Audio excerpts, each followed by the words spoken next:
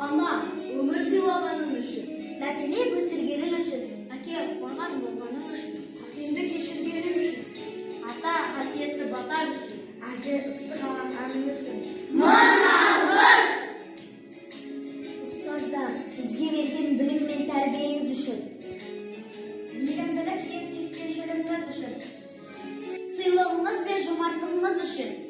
Біздің бейберекет қылығымызға шыдамдылық танытып, ашу-ызаңызды басқаныңыз үшін